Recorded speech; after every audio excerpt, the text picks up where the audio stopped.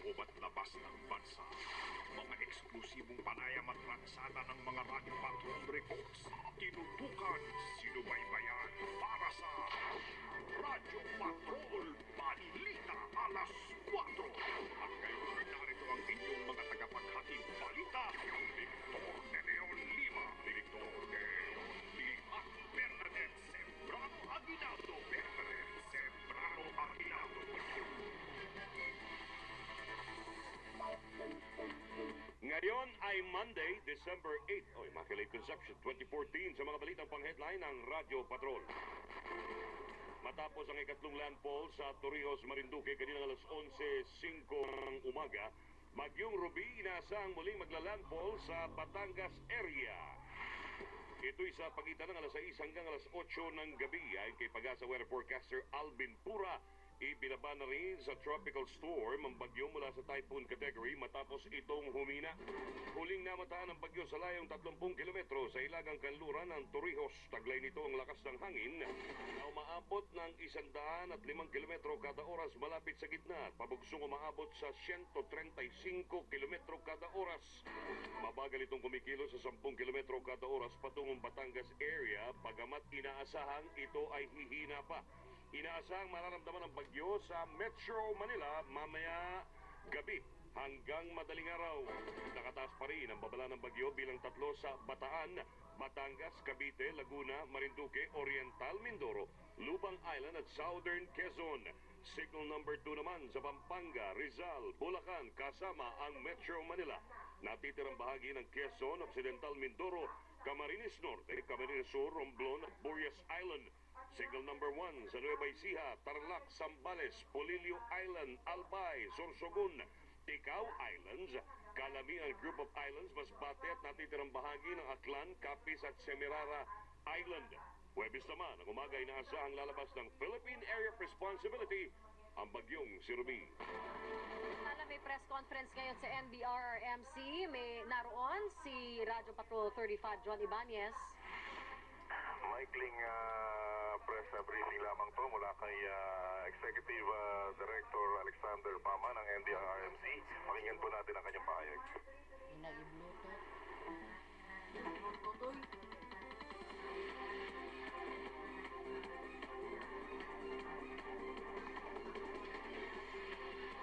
Okay. Sa ngayon po ay ipinapakita ni Executive Director Alexander Pama ang direksyon ng bagyong Ruby na ayon rin sa latest ng Pag-asa na kanyang binukutan. May diameter yung specific yan. Nasa may vicinity po niyan. Ngayon, isang epekto din po nito, kakausap lang po natin, kinonfirm natin to sa ating mga kasamahan sa Pag-asa at sa NOAA. Ang sinasabi nga nila, makaka-epekto ito sa mga pagkakaroon ng mga malalaking alon sa Manila Bay. Yung mga kababayan natin na sa paligid ng Manila Bay, magsiguro na rin po sana tayo at para malagay sa sarili natin sa safety at siguradong lugar. Nag-explain po yung Red Cross na more than 20 na yung natatanggap din po natin yung report na yan. Na-text po sa atin na galing daw sa isa sa inyo, sa mga network. Meron po tayong mga representatives din dito ng Red Cross at yun ay pinakita ko sa kanila.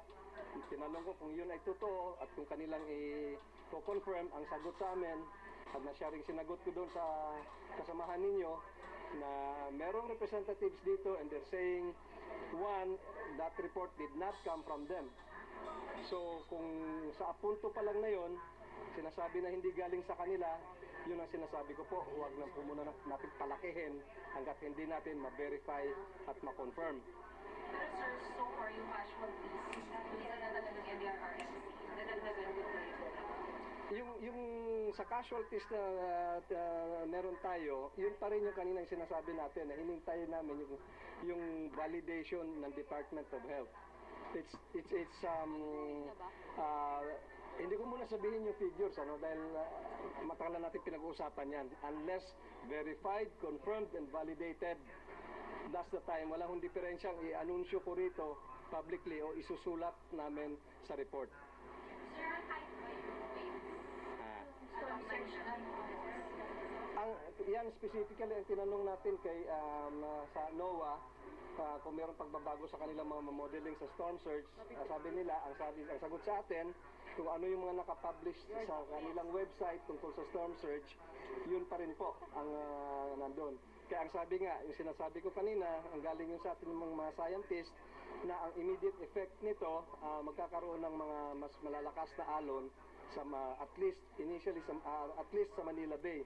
At sigurado po tayo doon naman sa mga areas along the shorelines sa Batangas, Mindoro, asahan po natin yung paglaki rin ng mga alon. Sir, as of 4 p.m., ilan po ang figures na pinag-verify? As of 4 p.m., official figures. Ginagawa natin yung official figures ngayon. Sabi ko nga, unless we sign it and validated, saka ko i-announce. Sir, sa Batangas naman, nagsagawa ba ng preemptive? Sa population? Alright, John, ano to? Parang hindi niya kino-confirm yung mga ulat kanina na bilang ng casualties. Yun ang pilit naming gustong kumpirmahin. Kumbaga, direkta mo mismo kay Executive Director Pama ng NDRRMC kasi may mga ulat na 20 to 21 persons. Correct. Yung sinasabing namatay sa bahagi ng Samar. Yeah. Kino-confirm nila at binavalidate at bine-verify sa mga tao nila doon pero walang mag-confirm. Alright. So, nanindigan ng NDRRMC na hanggat walang confirmation, verification at saka total validation mula sa Department of Health at sa kanilang mga tao roon, maninindigan silang huwag na munang i-publish o magbigay ng anumang figure dahil yun ang kanilang SOP eh. Kung magsimula itong bagyong ito para maiwasan yung hindi pagkakapareho ng mga figure, kung wala naman daw masama, kung late nang ilalabas, ang importante raw, dapat kumpirmado, verifikado at tama ang kanilang figure. Sige. Alright, dyan ang kanina binanggit din na tutumbukin ng bagyo, base na rin sa kanilang information from Pag-asa, ang area ng Laia at San Juan sa lalawigan ng Batangas. Mula pa rin sa NDRRMC, Campo Aguinaldo, ito ang Radyo Patrol 35, Johnny Bañez, ABS-CBN, DZMM. Makinig, makinig!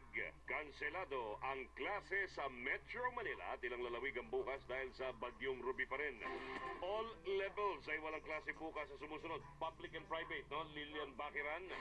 Ito po ang mga walang klase bukas. Quezon City, Parañaque City, Valenzuela City, Navotas City, Pateros, Pasay City, Marikina City, Malabon City, Mandaluyong City, Makati City, Muntinlupa City, Taguig City, Caloocan City, San Juan, Pasig City, Rizal, Batangas, Laguna, Cavite, Calapan, Oriental Mindoro at Quezon Province. Samantala, may follow-up report si Ricky Velasco, Radyo Patrol 39. Ricky, go. Vic, bago ang lahat, may follow-up tayo dito sa bilang ng naitatalang patay galing sa Philippine Red Cross. Kakausap ko dito kay Secretary General Gwendolyn Pang at sinasabi na dagdagan ng isa na natagpo ang patay dito sa may lugar ng San Andres sa Eastern Samar. So lumalabas na 21 na ang kumpirmadong patay ayon dito sa Philippine Red Cross na si Secretary General Gwendolyn Pang. Ito ay pawang mga magpapamilya at ito ay nakilala na Amuyo family. Ngayon, yung apat na team na nandito sa Red Cross ground area ng Katbalogan at Allen ay sinasabi merong 150 mga kabahayan na nabilang na totally damaged. At yung katabing bahay nito, ang katabing bayan ng kalapit ayon sa Red Cross din, ay meron silang naitala o naibilang ng 250 bahay na totally damaged at 985 naman na partially damaged na mga kabayan. Ito yung mga bayan patungo ng Dolores Eastern Samar at ngayon pa lamang ay pumapasok pa lang sila sa bahagi ng Dolores Eastern Samar. Samantala, Vic, ay katatanggap ko din ang balita mula dito sa Manila City Hall din na sinuspindi na ni Mayor Joseph Ejercito Estrada ang lahat ng pasok sa eskwelahan bukas, both public and private.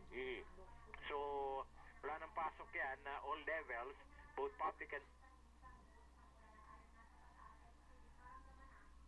private sa mga eskwelahan dito sa lungsod ng Manila at ganun din muli sa mga local government offices o dito sa may Manila City Hall at yung mga attached na agencies, mapuwera lamang katulad din ng nabanggit kahapon, yung mga involved sa rescue operations at dito sa relief operations.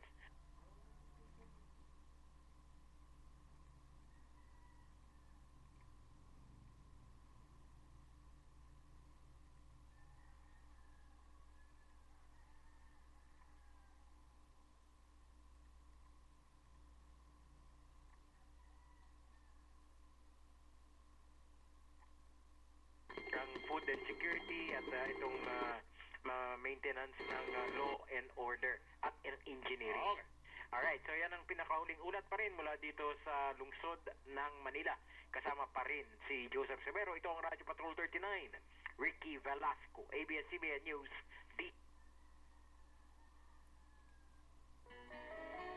Sa NDRRMC at MMDA kung ano ang posibleng magiging sitwasyon bukas. Mamayang gabi inaasahang mararamdaman ang bagyong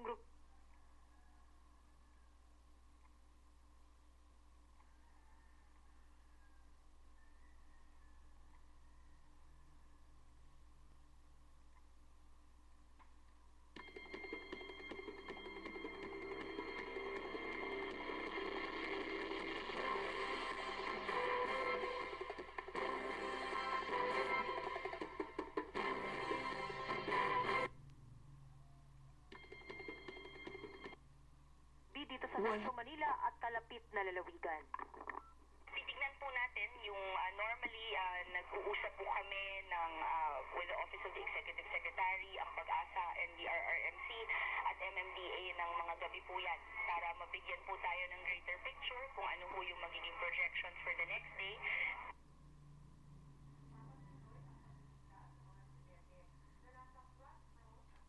Na mga relief goods sa mga lugar na apektado ng bagyo. Ang DTI para tiyaking may sapat na supply ng pagkain at walang magsasamantala sa presyo, inaasahan din ng palasyo na maibabalik ang supply ng kuryente sa ilang bahagi ng Leyte at susunod na sa bahagi ng Samar. Ito ang Radyo Patrol 16, Ruby Tayag, ABS-CBN News, DCMM. Baka nakikinig din ng Supreme Court si Chief Justice Lourdes Sereno. Napakarami ho nagtatanong dito tungkol sa mga korte-korte bukas kung may trabaho. Si Attorney Chu Dorte, maraming salamat po ha. Balikan natin ang mga balita, mga sundalong bahagi ng Joint Task Force NCR, handang-handa na. Johnny Bañez, Patrol 35, please come in. Yung 7 platoon ng mga sundalo mula sa Philippine Army, Philippine Air Force at Major Services ng Armed Forces of the Philippines ang nagpakita ng kanilang puwersa dito sa headquarters ng Campo Aguinaldo. Naka-standby ang mga ito sa grandstand ng General Headquarters ng AFP para sa deployment anumang oras. Itotoka ang isang platoon sa Libis, Quezon City, isang platoon din ang naka-standby sa Villamor Air Base, 2 platoon standby sa grandstand ng General Headquarters ng AFP sa Campo Aguinaldo at 3 mga platoon ang major services ang itotoka naman sa DSWD National Repacking Operations Center para tumulong sa pagre-repack ng mga relief goods. Maliban dito, may mga team din ng sundalo na dadalhin sa Intramuros, Maynila at mismo headquarters ng Metro Manila Development Authority o MMDA. Mula sa Campo Aguinaldo, ito ang Radyo Patrol 35, Johnny Bañez, ABS-CBN, DCMM. Mahigit 600 tauhan ng MMDA nakaantabay na sakaling magkaroon ng emergency sa mga binabahang lugar sa Metro Manila. Ibalita mo, Patrol 44 Henry at Wellan. Naka-alerto na ang buong puwersa ng Metro Manila Development Authority ngayong may banta ang bagyong Ruby sa Metro Manila na magbibigay ng katamtaman hanggang sa malakas sa pagulan na sasabayan ng bugso ng hangin. Ayon kay MMDA Flood Control Information Center Head Ramon Santiago, mahigit sa 600 personnel ang ipakakalat sa mga lugar na maaaring bahain sa oras na madama na ang pagupit ng bagyo dito sa Kamaynilaan. Normal pa naman ang antas ng mga ilog sa Metro Manila, lalo na sa Marikina River dahilan para wala pang buksan na floodway gate dyan sa Manggahan na Pasig. Gayunman, sinabi ni Santiago na naka-monitor ang kanilang tanggapan sa mga waterways sa Metro Manila, lalo na nga sa Marikina River. Ito ang Radyo Patrol 44, Henry Atuelan, ABS-CBN News, DZMM. Henry. Ayan, alam mo, hindi lang MMDA ang maglilinis, di ba? Dapat tayo rin. Ano, tapat na ng bahay man lang, yung mga ibronal, baka pwedeng ano. Correct. Huwag kayo maghintay ng Pasko. Umpisahan nyo na. You should start in your own front yard. Tama Front yan, yard and tama. backyard.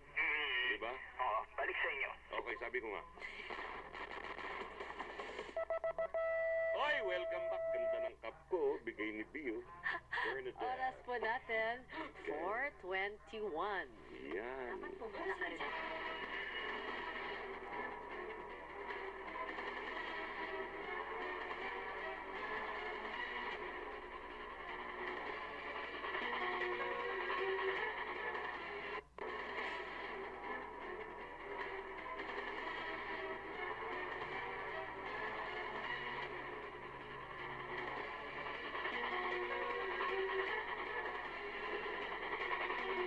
We were always worried about the lines around the eyes, but actually it's the jawline and the neck is Y contour. New Pond's Age Miracle Firm and Lift. It helps strengthen fibers inside and lift skin outside for firmer lifted Y contour. Look up to 10 years younger. Pagdating sa Pasko, alam natin kung saan expert si Daddy. Dahil sa new flavors ng Selecta. Fruit salad, choco almond fudge, mais con queso. Selecta, sarap ng weekend. Also in 10 peso sticks.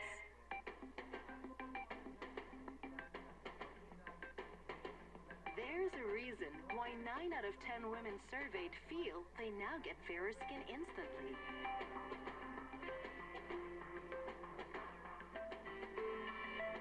New Vaseline Instant Fair Lotion with micro reflectors makes you 4 times fairer instantly while your skin keeps getting fairer. New Vaseline Instant Fair Lotion. Ang peanuts, nakaka-pimples daw. The real cause of your pimples? Dirt. After washing with soap, use Eskinol. Removes deep-seated dirt that causes pimples. No to dirt, no to pimples, yes to fun. Si Pope Francis, very humble person. Kung paano siya nakisalamuha sa mga tao, sa mga duka, sa mga may sakit. Ganon din niya binababa yung sarili niya sa mga tao. Bumababa siya sa mga tao, lalo na sa mahihirap. Tapos pagbisita niya dito sa atin sa Lake, kahit sa TV lang siguro sa radyo. Masaya na ako kasi marinig ko lang yung boses niya. Sana yung pagbisita ng mga Santo Papa sa atin, naging buhay na inspirasyon.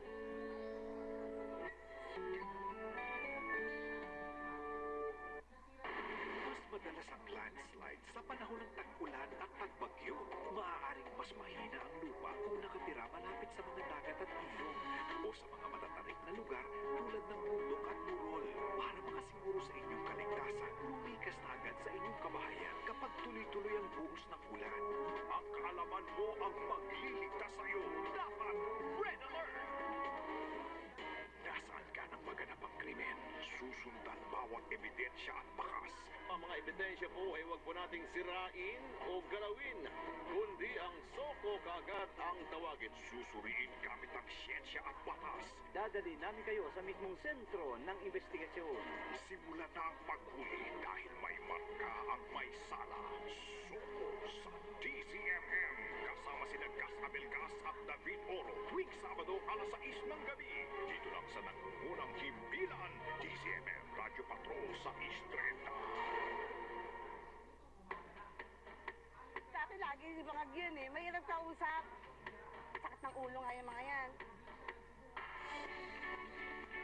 Nung napasama siya sa grupo na ganyan, nakita niya siguro na may mga tao na kailangan tulungan. Nabuo po ang RAF sa pamamagitan ng mga taong luko-luko rin, ng mga nagbago, na intindihan nila kung ano ang totoong ibig sabihin at tama. Bawa po, Andrew may responde po. Andiyan po grupo ng RAF. Tumutulong po, sumusuporta sa pamilya sa photo. Kung yun lang intindi ko, sarili ko lang, kulang eh. Hindi ka naman mabubuhay na mag-isa lang eh. Andyan silang lahat. Kasi na pa yung kinatatakutan noon, siya pa ang tagapagtanggol namin ngayon.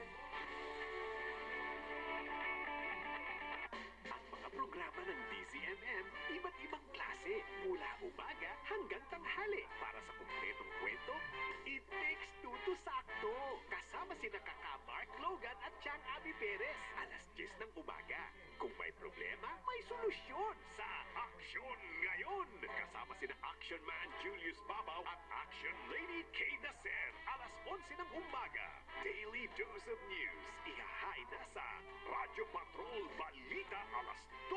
Kasama si Julius Babaw alas 12 ng tanghali. Ibang klase talaga ang viewing at listening experience. Lunes hanggang Biyernes, dito lamang sa DCMM. Kaya ko pinili si Miss Jane Valenzuela na maging ating pinasasalamatan dahil mahigit na isang dekada na nagtuturo dito sa Christ the King Mission Seminary. Talaga namang malaking sakripisyo ang ginagawa niya para dito sa mga seminarista na gustong magpari o missionary. Bigyan ng inspirasyon ang aming mga seminarian.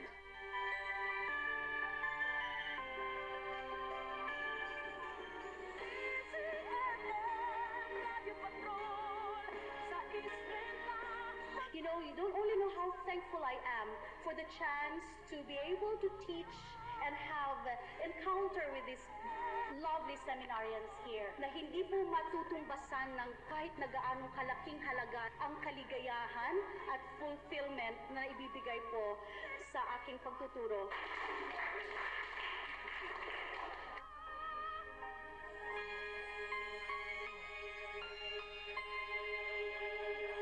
Alam niyo ba na humigit kumulang 20 bagyo ang sumasalanta sa Pilipinas taon-taon? Kaya maging alerto. Siguraduhin ang kaligtasan ng iyong pamilya. Ugaling alamin ang lagay ng panahon. Alamin ang warning alert level sa inyong lugar. Nakatira sa danger zone. Alamin kung saan ang pinakamalapit na evacuation center sa inyong lugar. Makisa sa mga emergency drills ng inyong barangay. Ang kaalaman mo ang magliligtas sa'yo. Dapat Red Alert!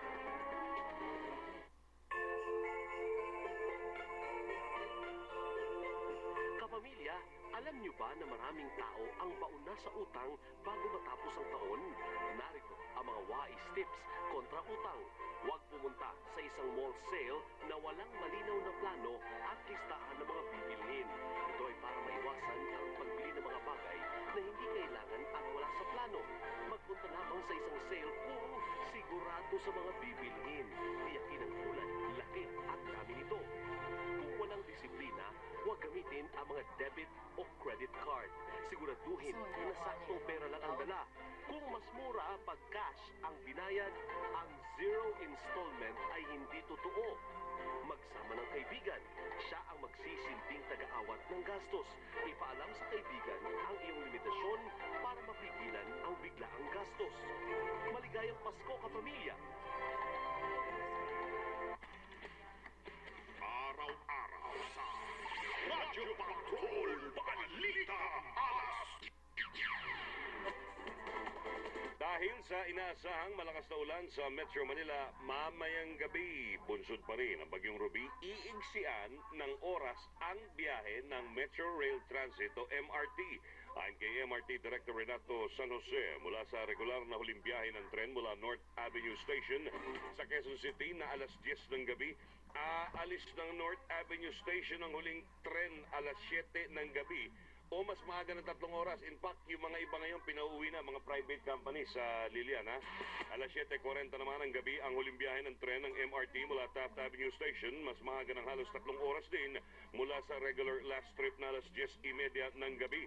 Samantala, pinaigsi na rin ang biyahe ng Light Rail Transit ngayong araw bilang paghahanda sa Bagyong Ruby. Ayon kay LRT-MRT spokesman Attorney Hernando Cabrera, alas 8 ng gabi ang huling biyahe ng LRT Line 1 at Recto Station habang 7:30 ng gabi ang last trip sa LRT Line 2 sa Santolan Station. Supply ng kuryente, pansamantalang pinutol sa ilang bayan sa lalawigan ng Quezon. Ibalita mo, Patrol 31, Judri Hidalgo. Kabilang mga bayan ng Agdangan, Buena Vista, Katanawa, Pitogo, San Andres, San Francisco, San Francisco, Unisan, sa Bundok Peninsula, Alabat, Atimonan, Galawag, Ginyang, Eres, Plaridel, at Tagawer sa 4th District. Sinabi ni Quezon PDRMC Officer Dr. Henry Busar na precautionary measure ang pagputol ng supply ng kuryente upang matiyak na walang madidisgrasya matapos dumaan dito ang bagyong Ruby. Sa ibang balita, hindi muna madadaanan ng Sigisal Road sa Timunan, Quezon dahil sa landslide. Pinapayuhan ng PNP na gamit ang diversion road muna. Sa kapasok ng balita, kinumpirma ni Dr. Busar na namatay ang 10 taong gulang na si Aris Mercadejas matapos malunod sa barangay Caridad, Ibaba at Timonan. Sinasabing tinangay ito na malakas na agos ng ilog na mahulog sa isang tulay. Mula dito sa Bundok Peninsula, Southern Quezon with Ryan Bilbar, ito ang Radyo Patrol 31, Junri Hidalgo, ABS-CBN News, DZMN. Malawak ang brownout sa lungsod ng Tacloban, posibleng tumagal pa ng isang linggo. Kaya biyab sa balita. Matagal-tagal pa ang titiisin ng mga Taclobanon bago tuluyang maibalik ang supply ng kuryente sa buong lungsod. Ayon kay Engineer Romel Moron, manager ng Member Services Division ng Leyte Electric Cooperative o LEECO, batay sa kanilang pagtaya at sa mga kausap nila sa Department of Energy, posibleng abutin pa ng 5 araw o higit pa bago 100% maibalik ang kuryente sa Tacloban City. Sa ngayon ay wala pa anyang padalang kuryente mula sa NGCP at may ilang poste ng kuryenteng tumumba noong bagyo ang isinasaayos pa. Ito ang Radyo Patrol, Xander Keabiab, ABS-CBN News, DZMM. Oras natin, 4:32.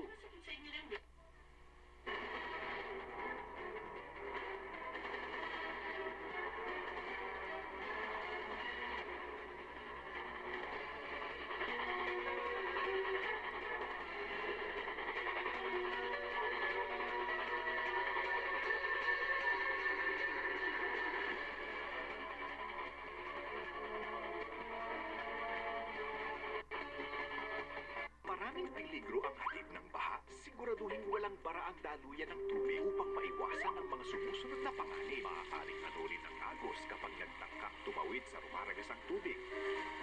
Pag mataas ang baha, hindi nakikita ang mga bukas na manhole at drainage. Lumalabas ang mapapanganib na hayop tulad ng ahas. Ang tubig ay konduktor ng kuryente. Posibleng makontamina ang inuming tubig. Siguraduhin ang kaligtasan ng iyong pamilya. Dahil ligtas ang may alam, dapat Red Alert! Si Pope Francis po, siya po yung mabait na prop. Hindi po siya nag-discriminate lang. Kahit ano pong religion mo, okay po sa kanya. Matulungan niya po sana yung gaya kong mga estudyante sa aming pag-aaral. Mabless niya po.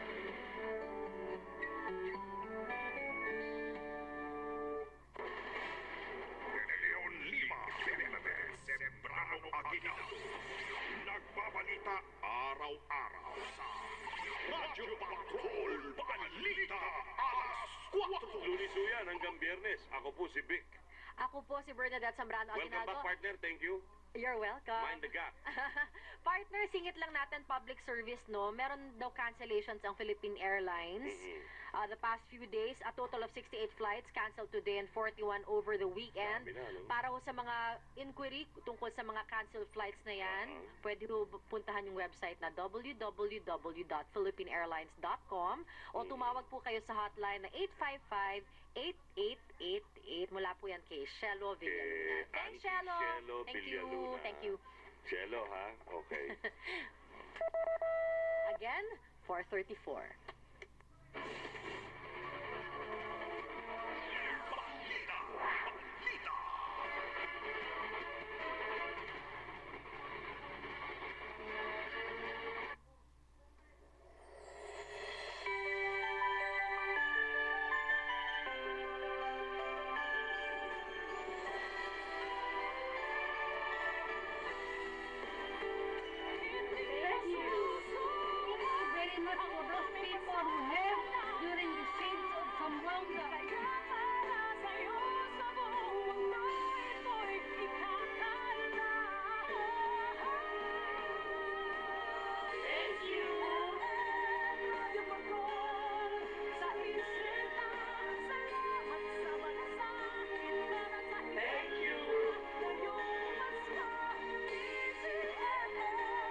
Salamat po sa pagmamalasakit sa bayan, sa sa pagtulong sa mga may sakit, lalo na sa ating mga kapamilyang nasalanta ng trahedya.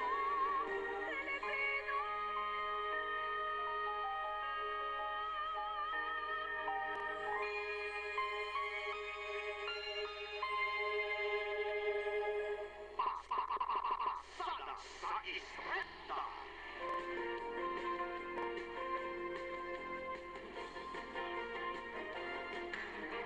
Pagsig ng Bagyong Ruby. The DZMM Special Coverage.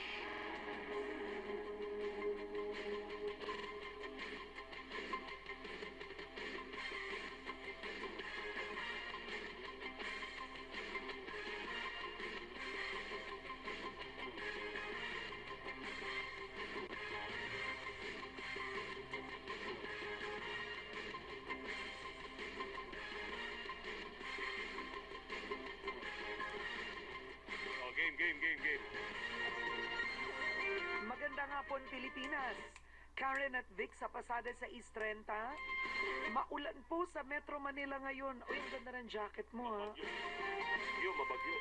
Sa Metro Manila, partner, maulan sa labas, pero signal number 2 tayo, no? Yeah.